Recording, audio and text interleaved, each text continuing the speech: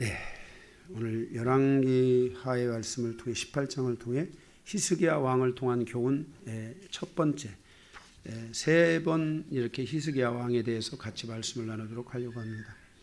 오늘 서론의 말씀을 보고 본론의 말씀을 가서 두 개의 대지로 나눠서 함께 우리가 은혜 받는 시간이 갖기를 원합니다.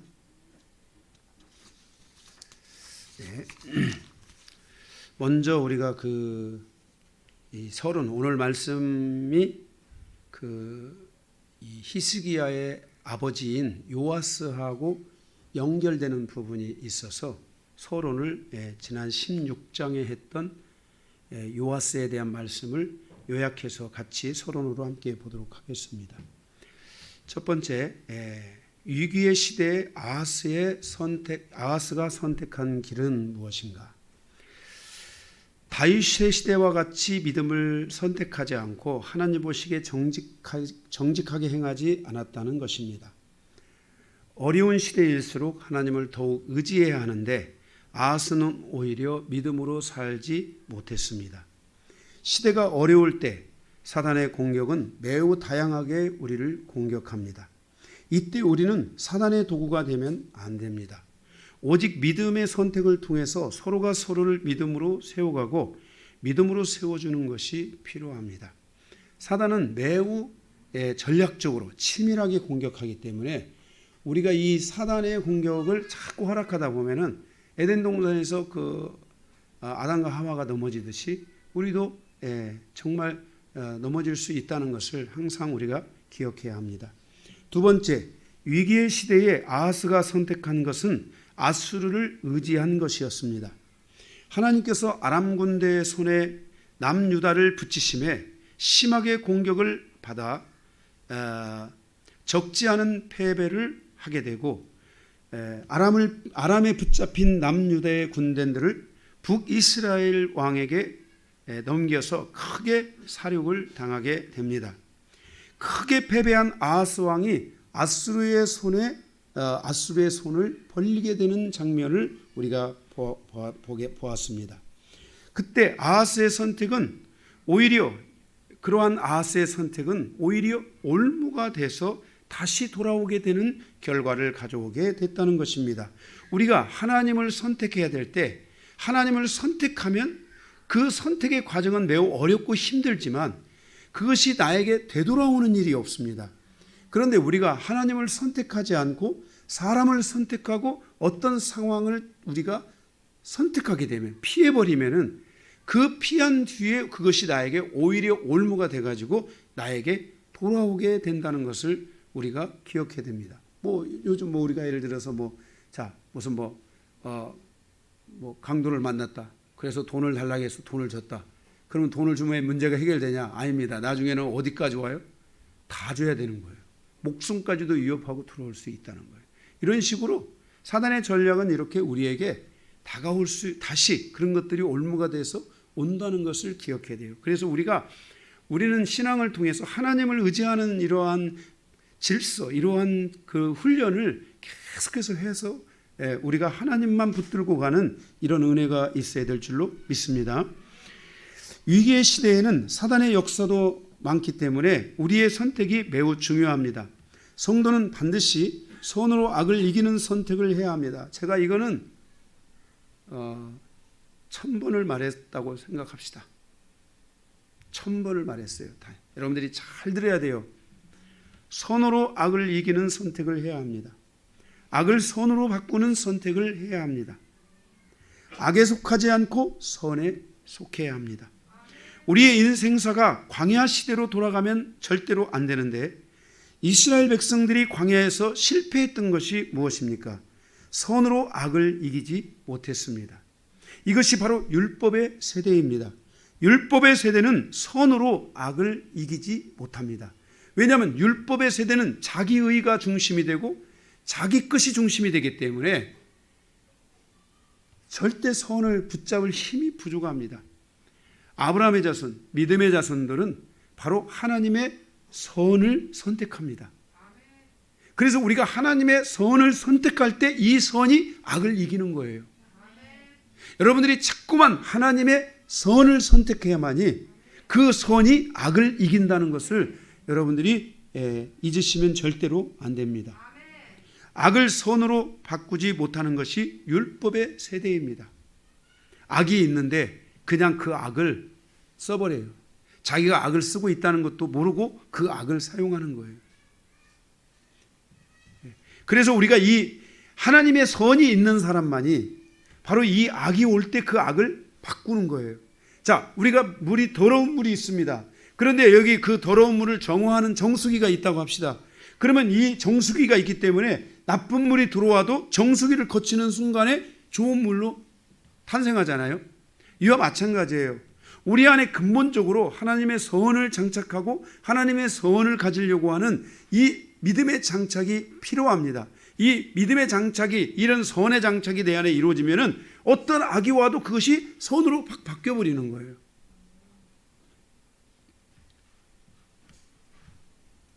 왜 악을 선으로 바꿔야 되는가? 그 악을 선으로 바꾸지 않으면 사단의 공격과 사단의 전략을 우리가 알지 못하기 때문입니다.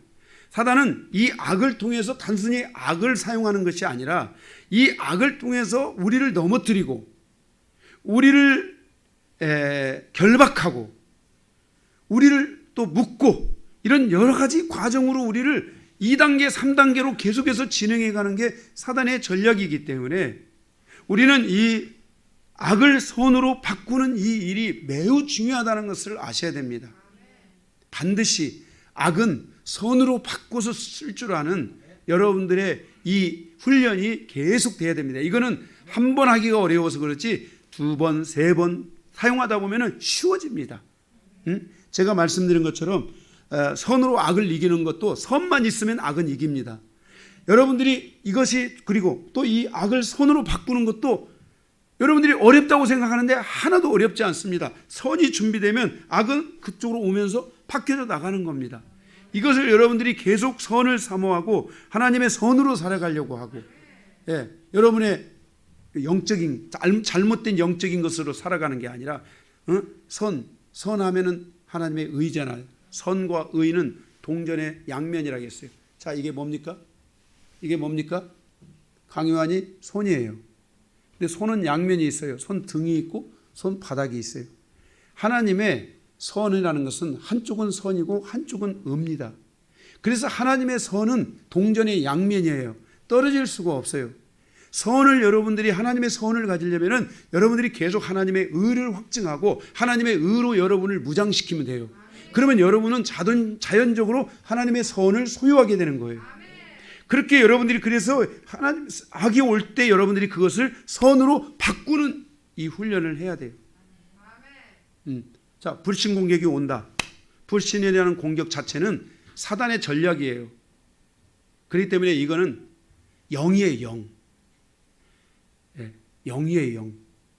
이 영이 온다. 이 악한 영이 온다.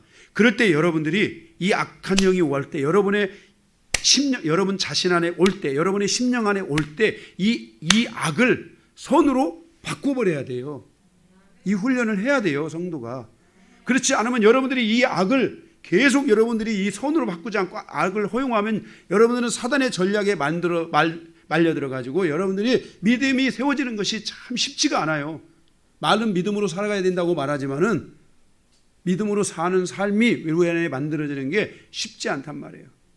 그래서 여러분들이 계속해서 여러분들이 그것을 이 하나님의 의를 세워가는 이것을 여러분들이 계속 집중하다 보면은 선이라는 여러분 안에 이 뭡니까, 이 청소기 뭐지, 걸르는 거, 필터가 여러분 안에 만들어지게 되는 거예요. 이 필터가 여러분 안에 만들어지기만 하면 여러분은 정말 편한 거예요.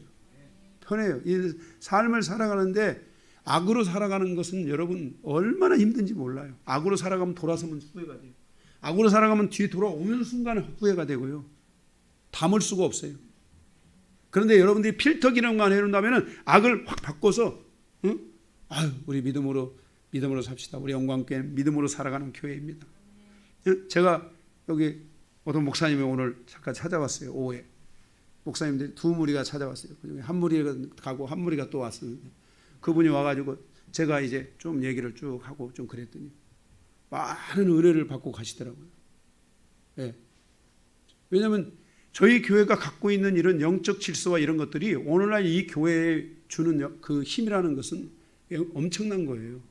그래서 여러분들이 이러한 이 선의 이러한 그 필터가 여러분들 안에 장착이 되도록 계속 여러분들이 한 번 바꾸세요. 두 번 쉬워져요. 세 번째 더 쉬워지고요. 진짜 쉬워져요. 예. 진짜 쉬워지는 거예요. 저는 글쎄요, 제가 이 하나님의 말씀에 대한 사랑이 저 안에 처음부터 있어서 그랬는지 모르지만 제가 그런 얘기 저한테 들은 분이 있을 거예요. 제가 전도사 시절에 서울에서 제가 전도사 시절을 했는데 태릉에서. 그런데 그 목사님이 저를 정말 아끼시는 목사님이 있었어요. 제가 그 교회 전도사를 갔었는데 그 사모님이 제가 있는데 사모님이 막 성도들 헐뜯고 이런 얘기를 해요. 막 부정적인 얘기하고 그러더라고요. 그래서 제가 그 사모님 그 성도 간 다음에 성도 있는 데서 하면 안 되잖아요. 사모님의 리더십이 있는데 성도 간 다음에 제가 그 사모님한테 면전에 대고 딱 얘기했어요. 사모님이 돼가지고 성도들이랑 헌담이나 하고 부정적으로 그렇게 하고, 응? 그렇게 하고 사모님이십니까? 그리고 저 쫓겨날 줄 알았어요. 다음날 그 얘기가 목사님한테 들어갔어요. 저 쫓겨날 줄 알았어요. 그랬더니 목사님이 저 부르시고 나서 강전사 잘했어. 그런데 그 뒤로 그 사모님이 변화됐어요.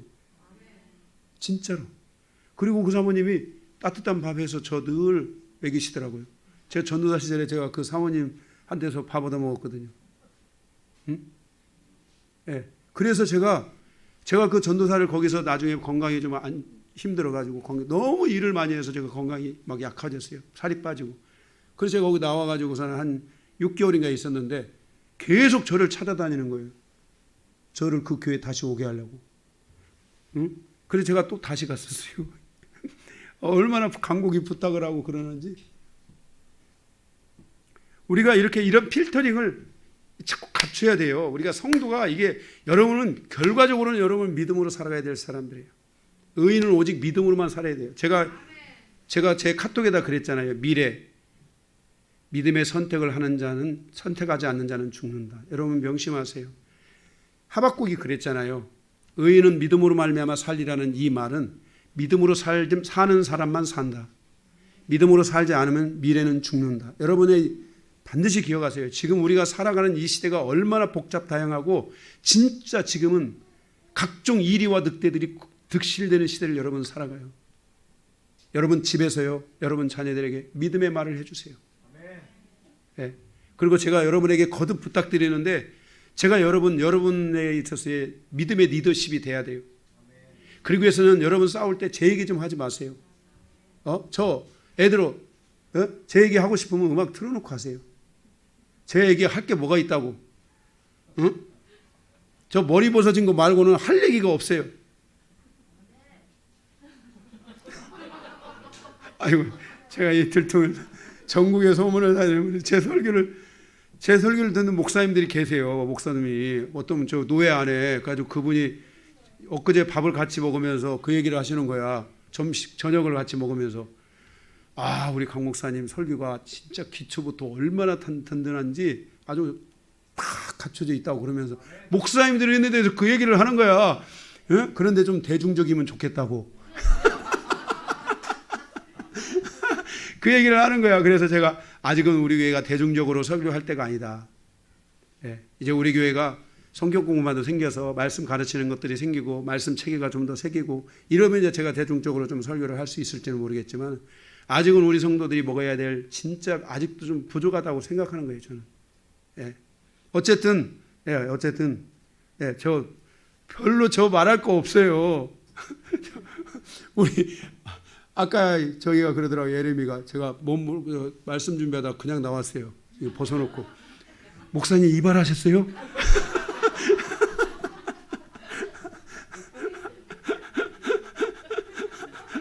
저 따라오면서 계속 그러는 거예요. 계속 따라오면서 목사님 이발하셨어요? 우리 예림이가 제 팬이거든요. 저를 얼마나 좋아하는지 몰라요. 저 이발했냐고. 그래서 내가 에리마 미안해, 내가 깜빡. 저도 모르게 저 서재에서 제가 이게 좀 벗어놓고 있거든요. 근데 뭐 모르고 나온 거예요, 그냥. 불키로 나오다가 밑에.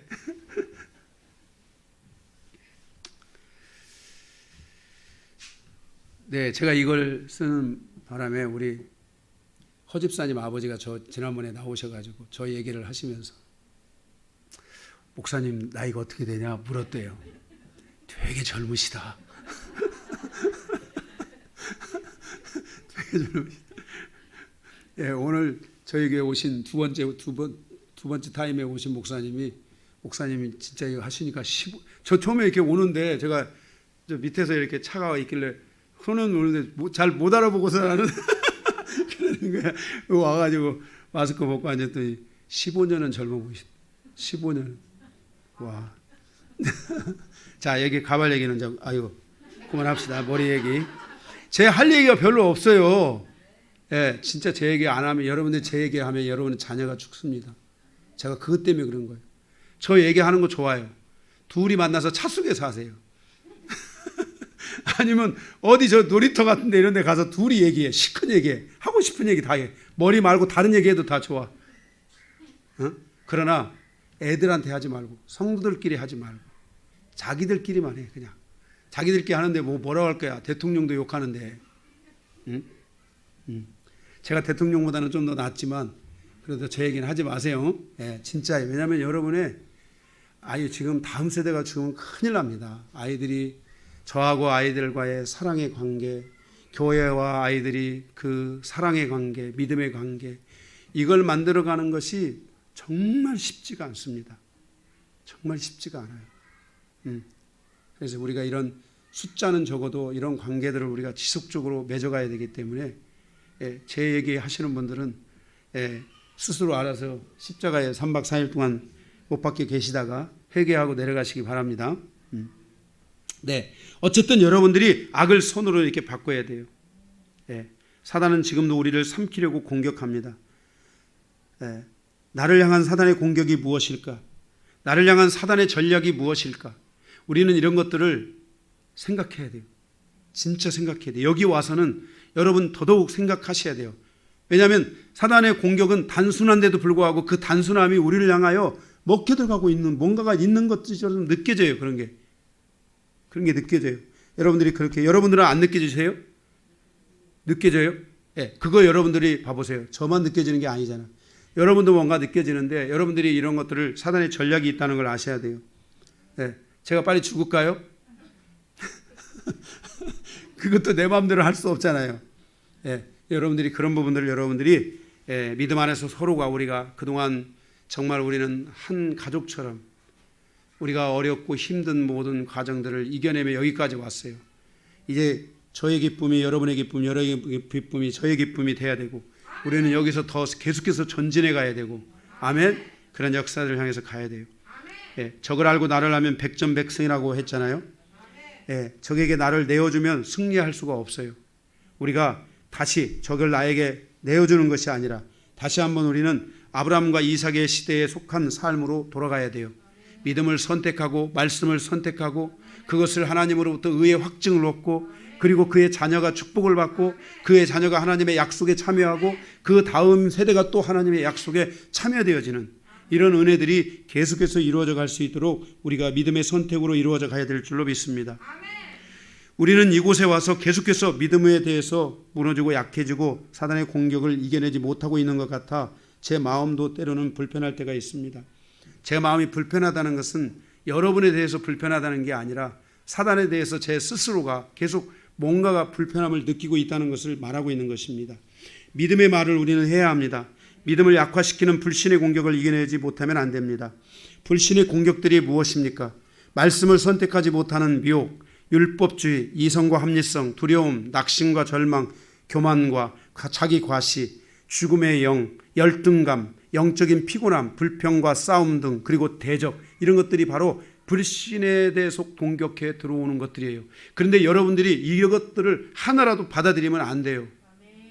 제가 여러분들이 제가 지금 서론에서 말씀드린 것을 여러분들이 다시 집에 가셔서 다시 들어보면서 이게 얼마나 치명적인 결과들을 가져올 수 있는지를 여러분 알아야 돼요. 만약에 여러분들이 교회에 대해서 불평과 싸움이 시작됐다면 여러분 부부 간에 그 싸움은 정말로 큰 싸움으로 번질 수도 있고, 부모와 자식 간에는 앞으로 큰 싸움들이, 전쟁이 일어날 수도 있고, 여러분의 일터에 이런 전쟁들이 멈춰지지 않을 수도 있어요. 이런 것들이 우리 안에 오면 안 돼요. 우리는 그동안 하나님의 말씀을 통해 믿음의 돌파를 가져왔고, 적을 우리 안에서 솎아내고, 적을 우리 안에서 밀어내고, 적이 없는 시대를 살아가기 위해, 적을 제거하고 적이 없는 인생을 살아가기 위해서 우리는 그동안 얼마나 많이 회개하며 기도하며 지나왔습니까? 근데 우리 스스로가 다시 새로운 적들을 만들어내고 있는 적들을 다시 부활시키려고 하는 이런 어리석은 삶으로 우리는 절대로 가서는 안 된다라고 우리는 확신해야 됩니다. 영적으로 밀리기 시작하면 안 됩니다. 영적으로 밀리기 시작하면 영적인 내 뿌리들이 다시 강화되기 시작하고 그 뿌리들이 들고 일어날 것입니다. 여러분, 그런 것들을 우리는 절대로 허락하면 안 됩니다. 제가 여러분한테 말씀드립니다. 제가 그동안 여러분들을 쭉 치유사역하고 회복하는 사역들을 해온 결과 여러분들은 뿌리들이 매우 극히 약화되어 있는 상태이고, 여러분들이 충분히 이길 수 있는 상태로 우리 교회는 왔습니다. 특별히 밖에서 이런 영적인 것들을, 새로운 것들을 받아들이면서 하나님을 대적하지 않는 한 여러분들은 능히 이길 수 있는 상태로 온 겁니다. 그 상태를 여러분들이 가져서 여러분들이 믿음의 전진을 이룰 수 있으라고 해야지, 그것들을 다시, 그런 쓸데없는 적들을 다시 내 안에 가져옴으로써 내 안에 있는 뿌리들을 다시 부활시키고, 그런 영적인 세력들을 부활시켜서 행동대장 갖고 쫄병들 가지고 막 내 안에 막 많은 영들을 한꺼번에 거느리고 다니려고 하는 이런 어리석은 행동가 되면은 절대로 안 됩니다. 여러분들은 이미 정말 주님이 보실 때 훌륭한 만큼 하나님의 거룩한 믿음의 자녀들로, 하나님의 아들들로, 정말 거룩한 성도로 여러분들이 여기 서 있다는 것을 여러분들이 아셔야 됩니다. 여러분은 세상에 어디 가도 여러분들은 능히 이길 수 있는 존재로 하나님께서 그동안 영광교회를 통해서 여러분을 여기까지 인도해 주셨습니다. 그것이 헛되지 않도록 우리는 계속해서 믿음의 전진을 해야 될 줄로 믿습니다. 삶은 오늘 실패한다고 내일 또 실패하는 것이 아닙니다. 오히려 성도는 궁극적인 승리를 향하여 계속해서 믿음으로 달려가는 신앙이 우리에게 있어야 하는 것입니다. 아람과 아수르와 블레셋, 에돔은 모두가 하나님께서 나에게 주신 적들입니다. 이것을 인지하지 못한다면 아람으로 끝나지 않고 아수르가 오게 될 것입니다. 그리고 블레셋도 올 것입니다. 에돔도 올 것입니다. 이렇게 우리의 적이 점점 많아지게 되면 안 된다는 것입니다. 성도의 삶은 적이 사라지는 삶을 살아야 합니다. 적이 많아지는 삶을 살면 절대로 안 됩니다.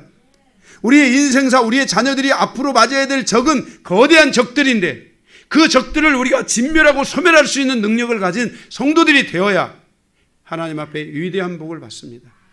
오늘 저에게 첫 번째 오셨던 목사님이 계시는데, 이 목사님이 왜 이렇게 많은 축복을 받나, 이 자녀들이 왜 이렇게 축복을 많이 받나 하고 제가 오늘 대화하는데 나 처음 들었습니다. 아버지가 장로님이시고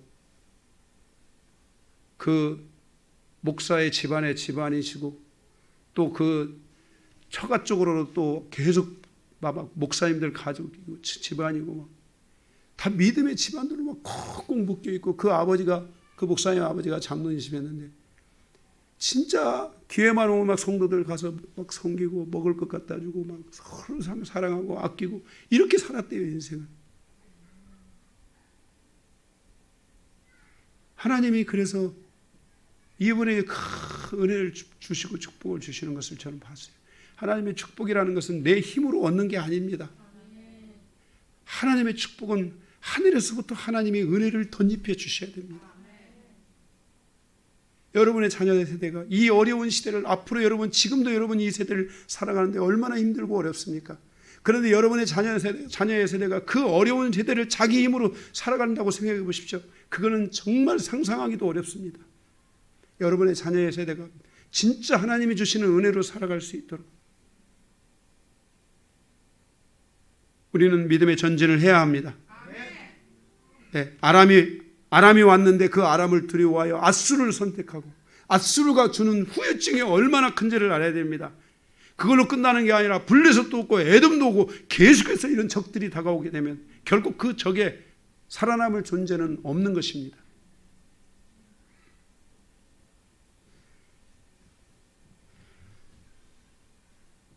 아담의 두려워 떨었던 남유다는 아하스는 하나님을 선택하지 않고 아수르를 선택합니다. 그리고 훗날 히스기야 시대에 와서 더욱 큰 적으로 유다를 공격하기 시작합니다. 히스기야는 이 문제를 어떻게 풀어갔는가? 그리고 그 위기의 시대를 어떻게 승리할 수 있었는가? 이것이 지금 우리가 보게 될 히스기야 1편, 2편, 3편에 해당된 내용들입니다. 오늘 그 1편 첫 번째 우리가 그 말씀을 함께 보게 될 것입니다. 위기의 때, 공고한 때 아하스는 하나님께 범죄하였습니다. 인생사의 위기의 때 하나님께 범죄하는 성도가 되면 안 됩니다. 지금 이 코로나와 같은 이런 시대에 여러분 하나님께 범죄하는 것 조심하십시오. 오히려 이런 것들을 회개하고 여러분들이 잘 믿음 안에 이겨나가야만이 위기가 곧 뭘로 다가옵니까? 기회로 내게 다가오는 겁니다. 지금 이 시대는 기회의 시대입니다. 위기의 시대가 아닙니다. 기회를 여러분들이 이 위기를 잘 이겨내가는 사람들은 바로 기회로 다가오는 것입니다. 우리에게는 이 위기를 기회로 바꿀 수 있는 믿음이라는 힘이 있지 않습니까? 하나님을 의지하는 힘이 있지 않습니까?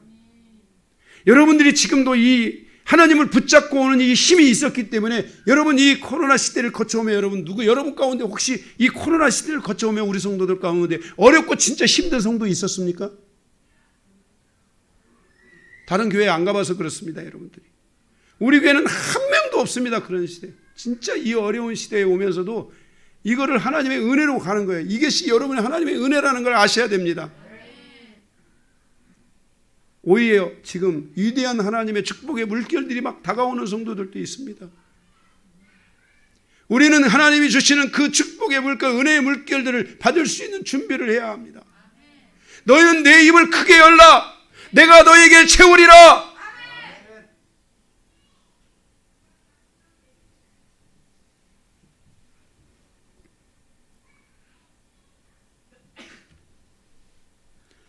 이런 때에 더 하나님께 나아가지 못하면 안 됩니다. 더 하나님께 나아가야 됩니다. 하나님 앞에서 부정을 행하고 하나님 앞에서 반역하는 자가 되면 안 됩니다.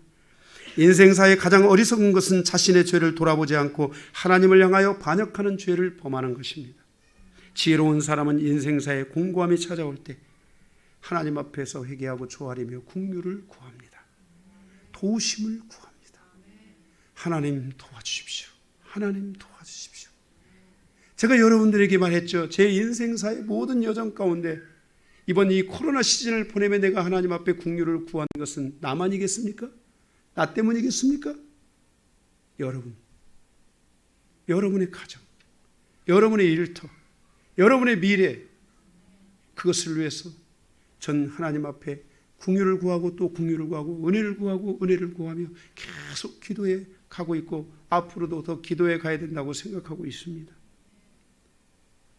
바로 이런 위기의 시대에 히스기야가 있었던 것입니다. 이 절대절명의 위기의 순간에 히스기야가 있었습니다. 나라가 지금 다 무너졌습니다.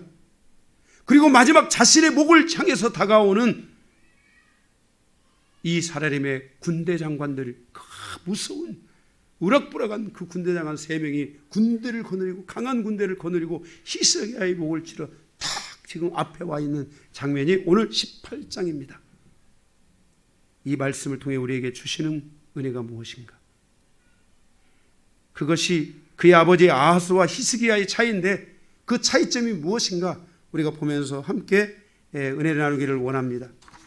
오늘 말씀은 제가 2개의 대조로 나누었죠. 첫 번째, 히스기야의 선택을 통한 교훈 1절에서 12절입니다. 여기에 번호가 2개 있습니다. 첫째, 히스기야의 아버지 아하스의 선택에 대한 영적인 개혁입니다. 왕하 16장에 보면 그의 아버지 아하스가 16년간 하나님께 범죄하면서 세운 여러 산당을 제거했습니다. 그의 아버지 아하스가 16년 동안 세웠던 주상을 깨트려 버렸습니다.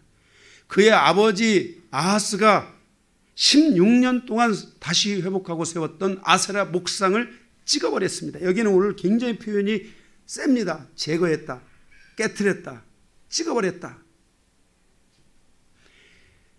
모세가 만들었던 놋뱀을 우상화했던 그 우상을 부고 그것을 향해서 이것은 놋조각이다 라고 선포해버렸습니다. 자기 아버지는 하나님께 범죄하였지만 5절 히스기야는 하나님을 의지하였고 전후 히스기야만큼 하나님을 의지한 왕이 없었다라고 말씀하고 있습니다. 6절 그가 여호와께 연합하여 그에게서 떠나지 않았고 모세의 계명을 실천하였다고 말씀합니다. 7절 히스기야는 사람을 의지하지 않고 아수르와의 관계를 끊어버렸습니다. 더 이상 사람 관계를 의지 않고 사람의 힘을 의지하지 않고 그 아수르의 관계를 끊어버린 것입니다. 아수르는 시대의 악의 고리였습니다. 즉 히스기야는 바로 이 악의 고리를 끊어버린 것입니다. 내가 이제는 사람을 의지하여 살아가지 않고 하나님을 의지하여 살아가겠다라고 결단해버린 것입니다.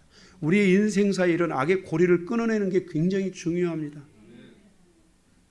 저는 이런 악의 고리를 끊어낸 이런 몇 번의 시간들이 저에게 있었습니다. 제가 교회를 수원에서 교회를 개척해서 진짜 어려울 때가 있었는데요. 제가 그 얘기 여러분들에게 드렸죠. 드렸을 거예요. 제가 정말 어려울 때에 이대로 가면은 교회가 복구가 안 되겠다 이런 생각이 들어서 제가 모든 그 저를 도와주는 사람들을 제가 편지를 써가지고 다 끝내고 제가 교회에 선포했습니다. 이제 우리 교회는 믿음으로 자립을 선포합니다. 그리고 그 주에 그 달에 한 200만 원 나오던 헌금이 그 달에 1000만 원 나왔습니다. 그 뒤로부터 교회는 계속 자립을 해갔습니다. 저는 하나님께서 저에게 이 믿음을 주셨을 때 제가 그것을 멈추지 않고 선포하고 그것을 끊어내고 갔던 거예요. 여러분 우리 인생사에 이런 악의 고리들을 끊어낼 줄 알아야 돼요. 바로 이 히스기야는 그런 분이었던 거예요.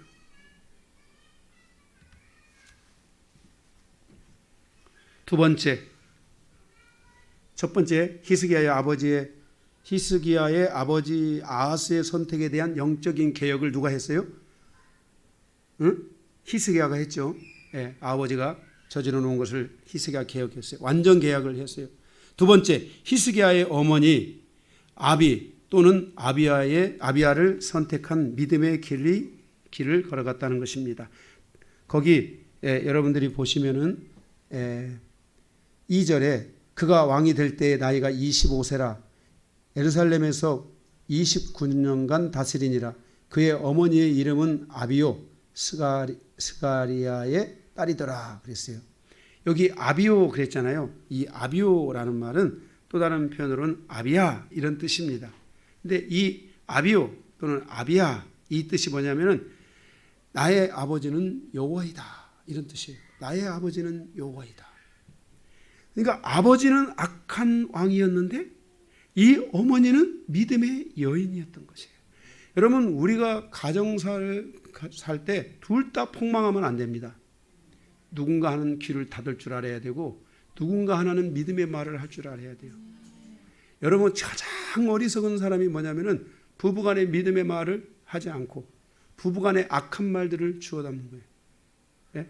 우리 가정은 제가 조금 만약에 저 힘든 표정도 제가 잘 안 짓지만 전 집에 가서 절대로 힘든 표정 안 짓습니다. 그런데 혹시라도 제가 뭐 조금 이렇게 하면은 저희 아내가 바로 좀 부정적인 말 하면은 제가 카트 탁 시키고 믿음으로 살아야 돼. 믿음으로 말해야지. 무슨 말을 하고 있는 거야. 계속 쓸데없는 그런 고민들 들어오면 싹 청소해라. 계속 청소하라. 싸워라. 나부터 잘해야지. 나부터 그런 것을 정확하게 해야지. 하면서 제가 딱 저희 아내에게 딱 얘기해줘요. 진짜로. 여러분들의 삶이 이렇게 둘 다 폭망하면 큰일 나는 거예요. 예? 둘 중에 하나는 확실히 살아야 되는데 둘 다 살면 더 좋아요. 자, 우리 서로 부부간에 앉으신 분의 옆에 앉으신 분 둘 다 같이 잘 삽시다. 예, 둘 다 믿음으로 살아야 돼요. 둘 다 믿음으로 살면은 너무너무 그래서 여러분들이 자꾸 믿음의 대화를 많이 해야 돼요. 부정적인 대화, 불신의 대화 이런 거를 여러분 같이 하면서 막 서로 입 맞춰가지고 자기들이 무슨 뭐 친한 것처럼 막 하고 그러지만은 나중에는 막 계속 서로가 이제 불신이 들어오는 거야. 그러면 부부간에도 계속 불신이 들어오고요. 서로 나중에는 이제 사단의 이 전략 안에 말려드는 거예요.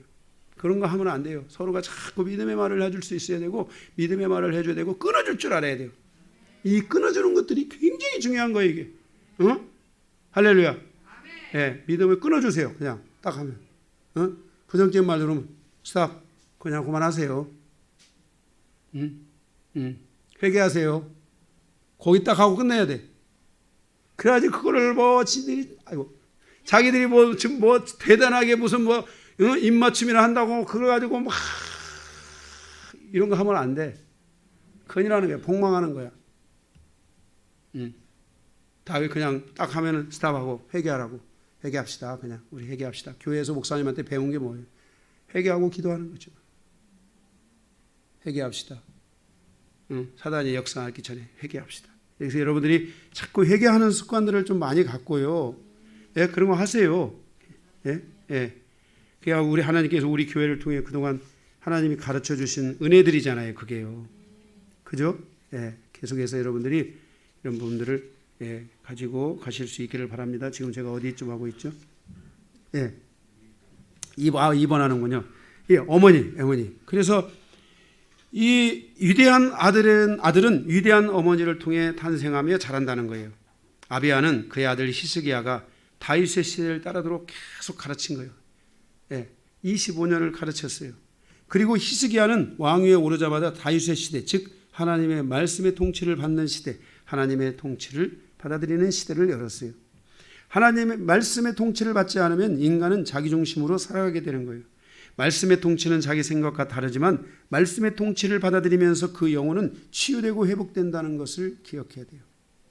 제가 우리 요즘 최근에 이런 분들이 있어요.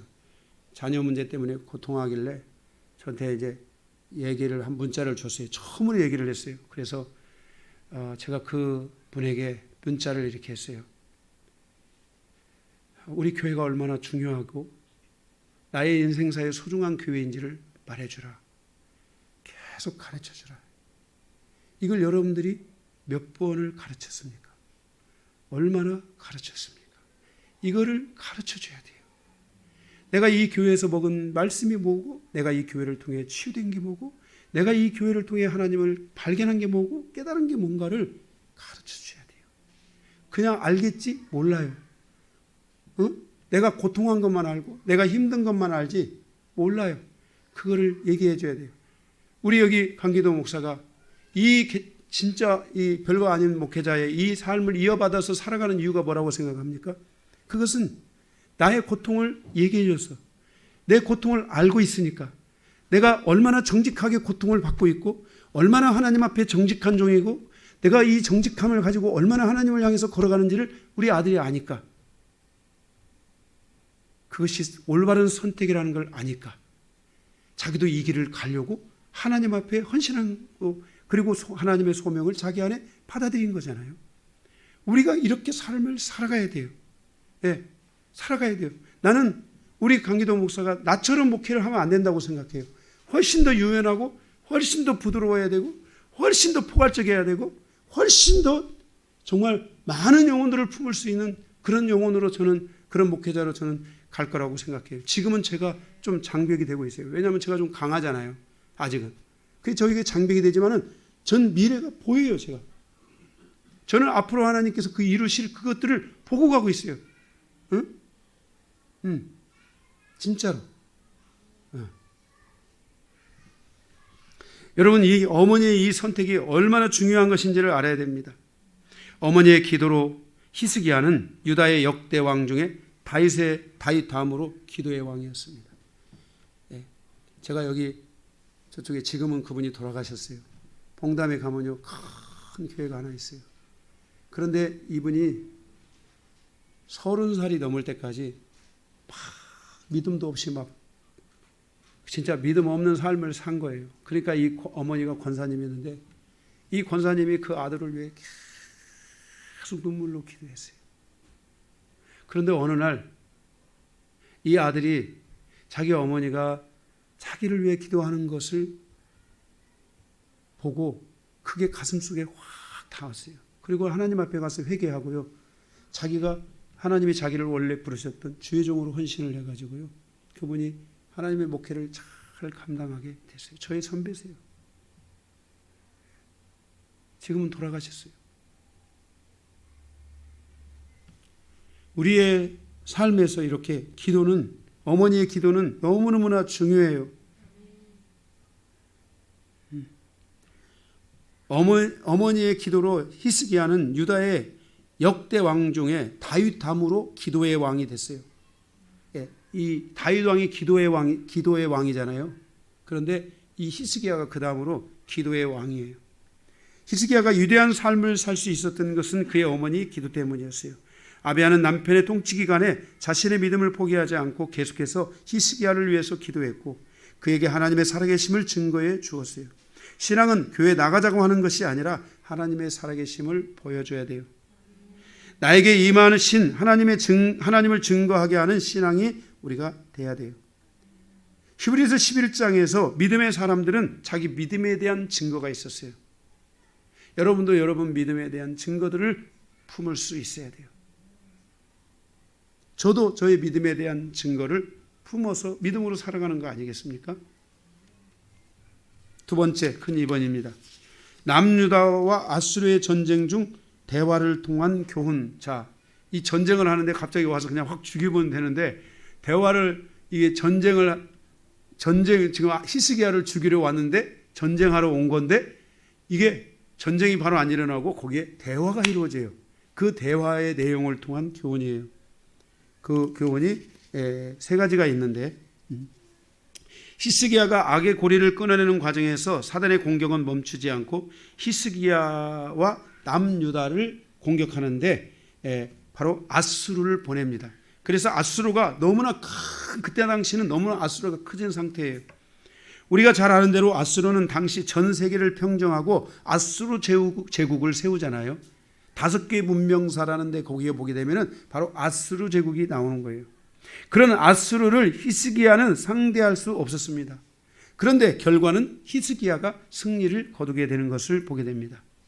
오늘 본문을 통해서 보고자 하는 것은 13절에 아수르가 유다의 견고한 성읍들을 쳐서 점령하기 시작합니다. 14절에서 16절에 보면 감히 아수르를 대적하여 싸울 수 없었던 히스기야는 나라에 있는 모든 재산을 털어서 아수르 왕에게 바칩니다. 그러나 악의 고리는 거기서 멈추지 않고 더 전진해서 결국 목숨을 취하여 옵니다. 사단은 항상 나를 가난하게 하는 데 목표를 두고 있습니다. 그러나 거기서 멈추지 않고 나를 죽이는 데까지 옵니다. 그러나 거기서도 멈추지 않고 나의 가족사와 민족사를 멸망으로 끌고 가는 데까지 사단이는 우리를 추격한다는 것을 기억해야 됩니다. 그래서 우리는 사단에게 기회를 주면 안 됩니다. 사단의 전략에 말려들면 절대로 안 되는 것입니다. 17절에 아수르의 이 악도 재산을 몰수하는 데 그치지 않고 이제는 아수르의 장군들 다르단 랍스타 같네요. 랍사게를 보내서 히스기야 왕을 치라고 명합니다. 18절 그리고 남유다에서 왕궁 책임자 엘리야김과 서기관 셈나와 아삽의 아들 요아가 그들을 맞이하여 나누는 대화의 내용인데 그것을 통해 주시는 교훈입니다. 세 가지가 있는데 첫 번째 19절 내가 믿고 신뢰하고 의뢰하는 자가 누구냐 이렇게 질문합니다. 이들의 목적은 히스기야의 틈을 통해서 그를 죽이고 그 다음으로 유다를 멸망시키려는 계략이 숨겨져 있었습니다. 이 사건은 북이스라엘이 멸망하고 9년 후에 일어났던 이야기입니다. 그러니까 722년에 북이스라엘이 멸망했으니까 그 뒤로부터 9년이 흘러간 것입니다. 이 사건은 남유다가 멸망을 하느냐 아니면 앞으로 160년간 다시 하나님의 은혜 안에 나라가 존속되느냐를 결정하는 매우 중요한 순간입니다. 여기서 한 번의 순간에 잘못된 선택을 하게 되면 그것은 그 나라의 멸망을 가져오게 되는 위기의 순간이 될 수도 있었던 것입니다. 그러나 히스기야가 있었습니다. 히스기야는 이 위기의 순간을 하나님의 승리로 이끌어내고 결국 남유다를 160년 동안이나 다시 그 나라를 유지시키고 유보시키는 그런 놀라운 역사를 가져오게 됩니다. 북이스라엘이 아수르 중심의 나라가 되어 결국 멸망에 이르렀다면 남유다가 아수르를 믿고 신뢰하고 의뢰하는 순간 그들의 운명은 바람 앞에 등불이 되고 맙니다. 왜요? 그들은 사단의 전략은 뭡니까? 처음에 가난하게 하고 그 다음에 죽이고 멸망시키는 데까지 가기 때문에 이 전략을 모르게 된다면 결국 아수르는 처음에는 가난하게 하고 그 다음에는 죽이고 그 다음에는 완전 멸망을 가져오게 되는 이 위기의 순간을 가져올 수 있다는 것입니다. 오늘도 여러분들이 본문의 말씀을 읽어보면 나오지만은 너희가 우리에게 항복만 한다면 난 너희들에게 좋은 땅을 주게 되고 그곳에서 너희들이 포도나무도 먹고 무화과나무도 먹고 다 먹을 것이다. 그리고 너희들 이렇게 할 것이다. 이렇게 말하지만은 그것은 가난하게 하는 겁니다. 그 다음에는 목숨을 취하고 그 다음에는 멸망시키는 데까지 이르러서 다시 회생이 어려운 상황으로 이끌 수 있다는 것을 알아야 됩니다. 바로 그 절대절명의 위기의 순간에 찾아온 질문이 내가 믿고 신뢰하고 의뢰하는 자가 누구냐라는 질문입니다.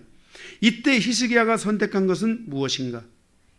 유다는 하나님 중심의 국가라는 것을 표명하는 것이었습니다. 그래서 아수르 국가를 의지하는 아수르 중심의 국가가 아니라 북이스라엘처럼 우리는 하나님을 의지하는 하나님 중심의 국가다라는 것을 히스기야가 선포했다는 것입니다. 그리고 그 백성들에게 그것을 그 선포를 따라서 가도록 명령을 내렸다는 것입니다. 그리고 히스기야는 7절에 악의 고리인 아수르를 제거하잖아요. 21절에 이들은 교묘한 방법으로 히스기야의 목숨을 요청했습니다. 22절 그러나 히스기야 왕은 견고하게 하나님만을 의지했습니다. 23절에 24절 그들은 히스기야에게 아수르 왕과 내기하라 그랬습니다. 이게 말은 내기하라 이 말은 왜 내기하라 이 말인지 모르겠어요. 아수르 왕에게 연합하라 이런 뜻입니다. 아수르 왕에게 섞이라 이런 뜻입니다. 교묘한 방법으로 히스기야를 미혹하려고 합니다.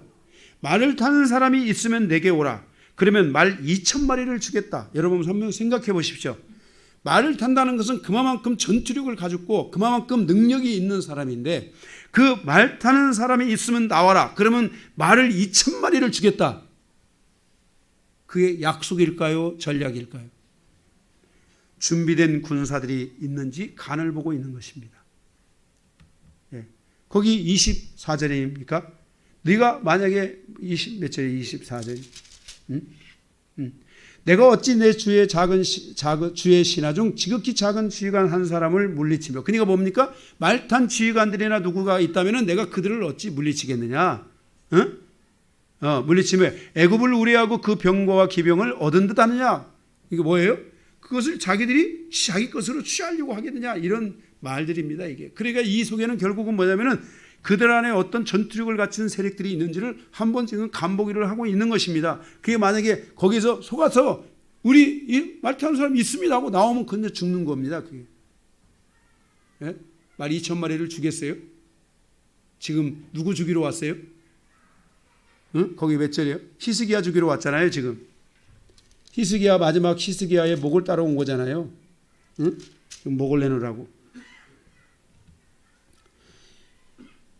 이렇게 23절에 24절 그들은 히스기야에게 아수르 왕과 내기하라 아수르 왕과 연합하라고 말하면서 다가옵니다. 이렇게 지금 이들은 애굽과 유다와 그리고 이런 사이들을 계속해서 이간질하고 그리고 25절에 너희들 와봐라 너희들 왕이 우리를 이길 수 있느냐? 절대로 못 이겨. 우리 봐라 우리 군대가 얼마나 강한지 너희들 왕의 하나님 의지하고 이긴다고 하지만 너희들은 못 이겨 하면서 사기 저하를 확 떨어뜨립니다. 성도가 부정적인 말이나 이간질이나 사기 저하를 떨어뜨리는 말들을 하면 안 됩니다. 우리가 서로가 사기를 북돋워주는 신앙이 돼야 되고 그런 삶을 살아가야 되지 자꾸 이간질하고 사기를 떨어뜨리고 이런 거 하면 안 됩니다. 이런 거 하면 여러분들이 이런 지하에 딱 스탑시키시기를 바랍니다.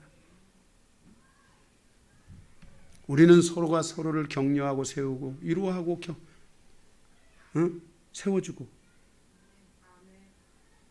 이게 우리가 그동안 말씀 안에서 배운 하나님의 질서입니다.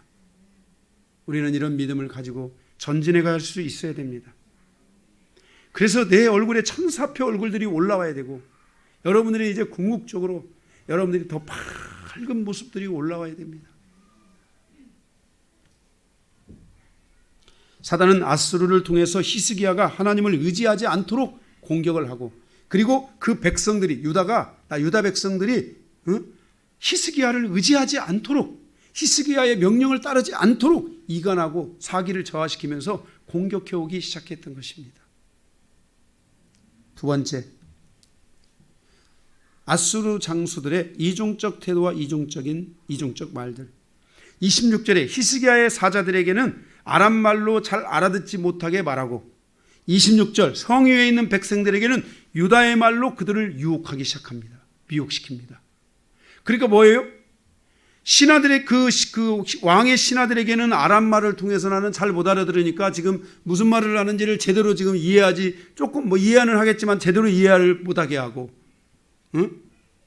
그리고 유다 사람들에게는 히스기야가 아무 능력도 없고 히스기야를 따르면 너희들 다 죽을 것이라고 말하면서 너희들 아수르 왕이 너희들을 살리기로 그렇게 다 계획하고 결단했으니 너희를 내게로 돌아오면서 하면서 이렇게 이들이 와가지고 이 세 장수와 군대들이, 강력한 군대가 와가지고 이 이스라엘 사이에 이중적 태도와 이중적인 말들을 하면서 백성들을 미혹하고 그 히스기야 왕을 미혹시키는 그런 일들을 하고 있는 것을 보게 됩니다.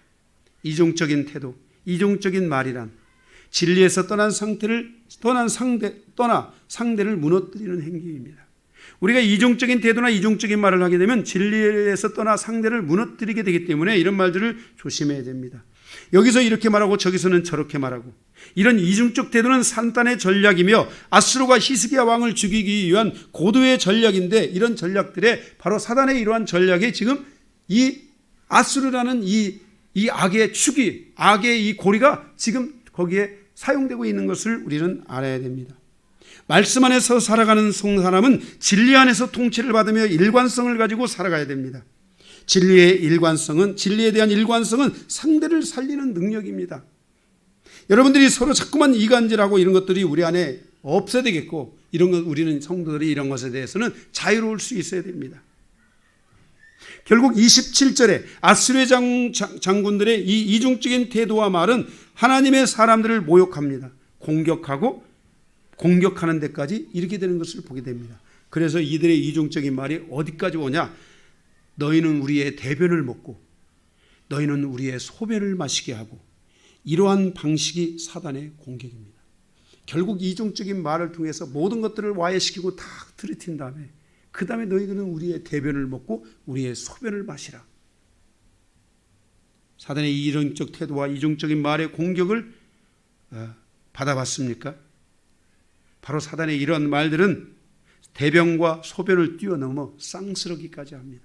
저는 이 치유사역을 하고 이렇게 영혼들을 세워가는 이런 일들을 통해서 이런 사단의 이 이중적 태도와 이중적인 말의 공격을 받는 사람을 봤습니다. 수도 없이 봤습니다. 저에게 칼빈 대학교에서 다니는 한 여학생이 부모와 찾아왔습니다.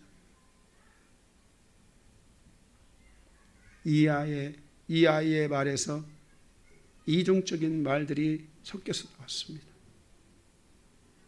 그러고는 어머니를 향해, 엄마를 향해, 아버지를 향해 정말 말에 담을 수 없는 쌍스러운 말들로 공격했습니다.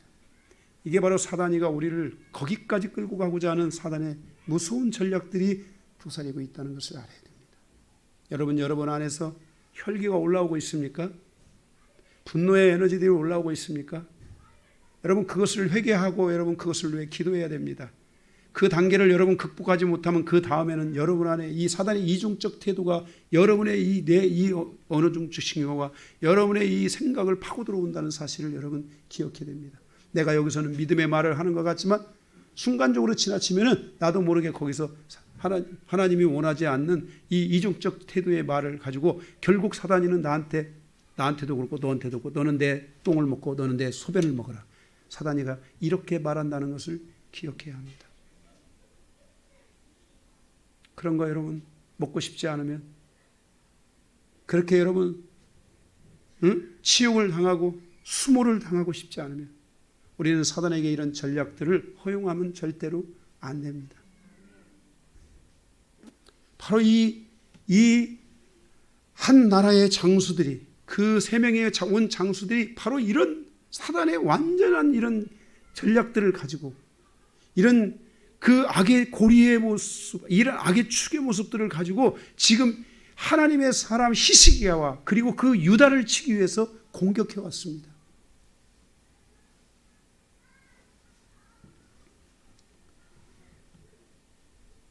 사단은 우리의 영혼을 이렇게 끌고 가서 스스로 무너지게 만듭니다.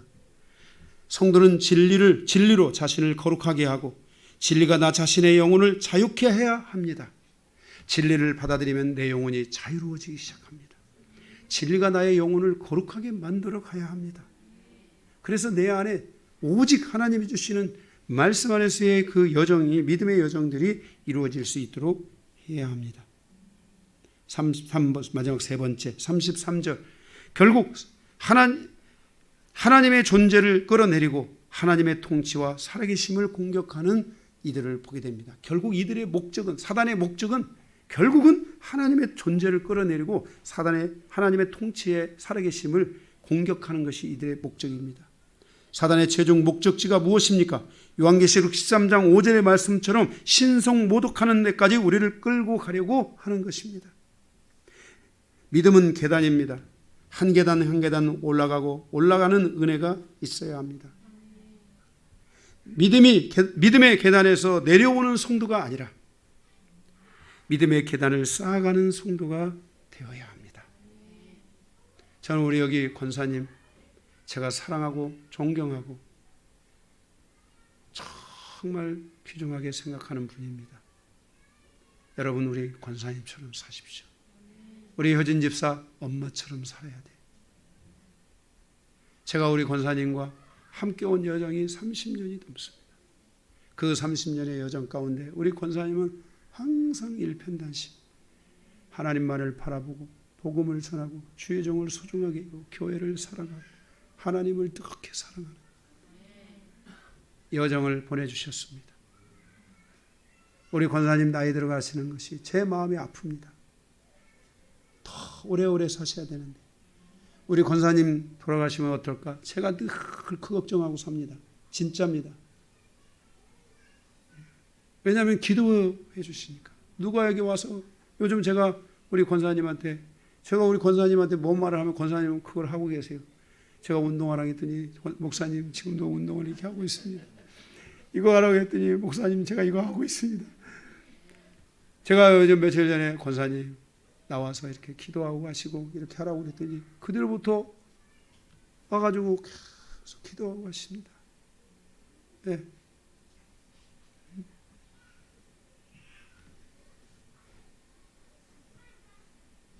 믿음의 계단을 쌓아요.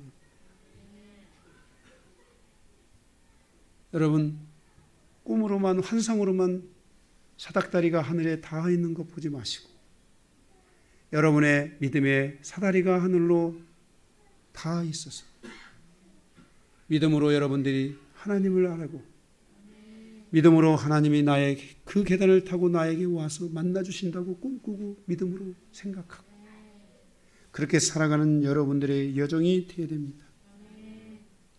히스기야 시대에 일어난 사건은 무엇인가?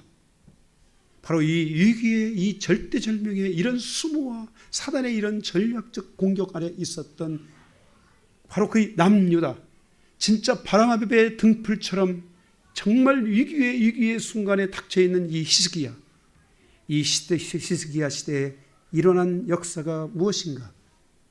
다음은 19장에서 여러분에게 말씀드리도록 하겠습니다.